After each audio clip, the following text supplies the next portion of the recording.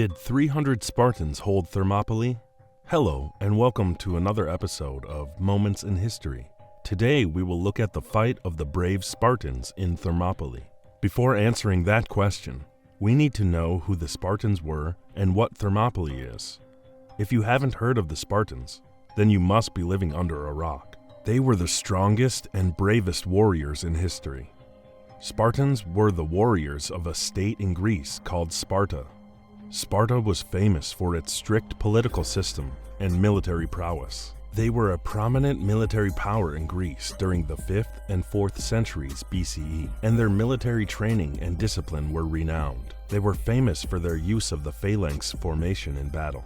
The 300 Spartans who fought at the Battle of Thermopylae were a small but highly trained group of soldiers who were known for their bravery and commitment to their homeland. Now, why did the Spartans battle at Thermopylae? And who did they battle with? The Greeks fought with the Persian army, who overwhelmed the Greeks with their numbers.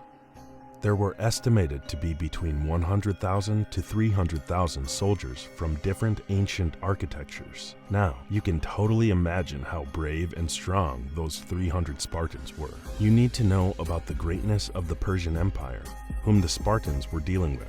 The Persian Empire, also known as the Achaemenid Empire, was one of the most powerful empires in the ancient world. It was founded by Cyrus the Great in 550 BC. The Persian Empire extended over 3 continents. They were successful in conquering many neighboring states and had their eyes on states of Greece. The empire was known for its sophisticated administration, impressive infrastructure, and cultural diversity. It was a melting pot of various ethnicities, religions, and cultures, and it promoted tolerance and respect for diversity. The Persian Empire was also famous for its advanced military tactics, including the use of cavalry and archers, which allowed it to conquer and control vast territories. The Persian Empire was home to some of the greatest thinkers, philosophers, and scientists of the ancient world, including Zoroaster, the founder of the Zoroastrian religion, and the mathematician and astronomer Omar Khayyam.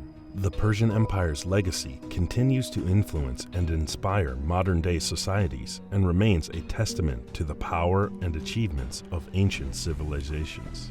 Now, Greece didn't send 300 Spartans unarmed, obviously. They were backed up by about 7,000 other Greek soldiers. But even so, they were completely outnumbered by the Persians. Now, you need to know why the Persians attacked the Greeks. Under the rule of King Xerxes, he attempted to invade Greece in the 5th century BCE. One reason was to expand the Persian Empire's territory and power. The Persian Empire was a vast and powerful empire which had already conquered many neighboring lands like parts of modern-day Turkey, Iraq, and Egypt. The Persian king, Xerxes I, saw Greece as an important target for conquest and expansion of his empire. Another reason was revenge. The Persian Empire had suffered a defeat at the hands of the Greeks in the Battle of Marathon in 490 BC, and the Persian king wanted to avenge this defeat. Political and military rivalries against Athens, one of the major Greek city-states, also motivated the Persian army to invade Greece. Now, you need to know why the battle happened at Thermopylae and where it is located. Thermopylae is a narrow coastal pass located in central Greece. Between the mountains and the sea, the pass is situated at the narrowest point of the Malian Gulf, which separates the regions of Thessaly and Phocis. Thermopylae was surrounded by the Malian Gulf to the east, the Kallidromo Mountains to the west, and the Trachinian Cliffs to the north. The river that flowed near Thermopylae was called the Spercheius, which emptied into the Malian Gulf to the east of the pass. It's important to note that Thermopylae was not a formal border between Greece and the Persian Empire, but it did mark a strategic choke point on the route from Thessaly to central Greece. The Persians invaded Greece in order to conquer it, but they had to pass through Thermopylae in order to reach southern Greece, where they hoped to conquer major city-states like Athens and Sparta. You might be wondering how the mighty Spartans held their own against a huge number disadvantage in the battle. As I mentioned earlier, Thermopylae was a narrow pass between a river and mountains.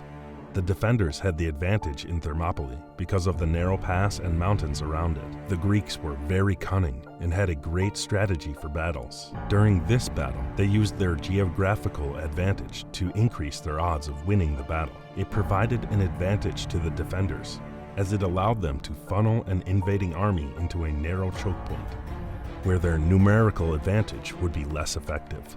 The terrain around Thermopylae was rugged, with steep cliffs and narrow paths, which made it difficult for a large army to maneuver. Thermopylae was an important location because it provided a natural barrier against invaders from the north, and it was the only route for an invading army to pass through on their way south. This made it a valuable location for controlling access to central Greece, and both the Greeks and the Persians recognized its strategic importance. Now, you might be wondering who led the Greek and Persian armies in this fierce battle. For the Persians, I already mentioned his name in the beginning of this video. It was led by King Xerxes I, who personally commanded a significant portion of the troops during the invasion of Greece. Xerxes was known for his military prowess and his ambition to expand the Persian Empire, and his leadership played a crucial role in the Persian war effort. Xerxes I was the son of great King Darius I, who ruled over the Persian Empire before Xerxes I. Darius was a great king who played a significant role in expanding the territory and military powers of the Persian Empire in the period between 486 BC to 512 BC. He participated in many wars like the Battle of Babylon and the Battle of Marathon, and the Greek army was led by King Leonidas I of Sparta. He used his soldiers' superior training and close combat skills to hold off the much larger Persian army for 3 days. King Leonidas was also a skilled diplomat who formed the Hellenic League to defend Greece and strengthened alliances with other Greek city-states. He was a tactical person who understood his soldiers' capacities well, and he is one of my favorite leaders in all of Greek battles in history. Now, the main question: who won? And did the 300 Spartans hold Thermopylae? As Spartans aren't immortal or superheroes, it was obvious for them to lose. But being one of the greatest and renowned soldiers of Greece, they put on a great battle. The leader, King Leonidas I, was a great mastermind who used his team's strength to the fullest. The Spartans who fought there have become a symbol of courage and determination. Despite being vastly outnumbered, these legendary warriors held off the Persian army for 3 days with their rigorous training, discipline, and close combat skills. Their self-sacrifice and bravery have inspired countless generations since then. So, the answer to that question in the title is yes, they did hold Thermopylae for 3 long days, but not forever. Their efforts in that war and their bravery was so great, it is famous among people now after so many years. I would definitely go to that place if I ever got the chance to see where the brave warriors sacrificed their life. All the Spartans died in that battle, and they contributed to slowing down the Persian army from invading the Greek states. The Persians seem to have lost more than 30,000 soldiers from that battle. Thankfully, the Persian leader, King Xerxes, was still alive.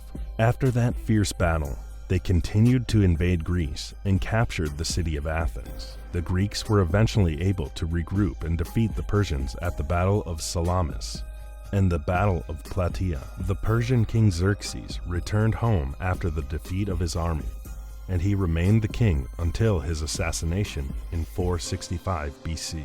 The battle was one of the greatest and renowned battles of Geo-Persian War. The battle did not bring destruction to the Persians, but held back the Greeks. The Persian king did not seem to compromise when it came to supplying resources to his soldiers for battle, and this battle led to another victory of Persians over Greece, which ultimately made Greece lose their state. But they would strike back after a few months with greater force at the Salamis Straits and be victorious. Well, that ends today's video. I hope you guys liked it. If you did, make sure to support us by slapping that like button. And don't forget to subscribe for more juicy contents of history. Let us know your honest opinion on Spartans, King Leonidas, and King Xerxes in the comments. And have a great day. Bye.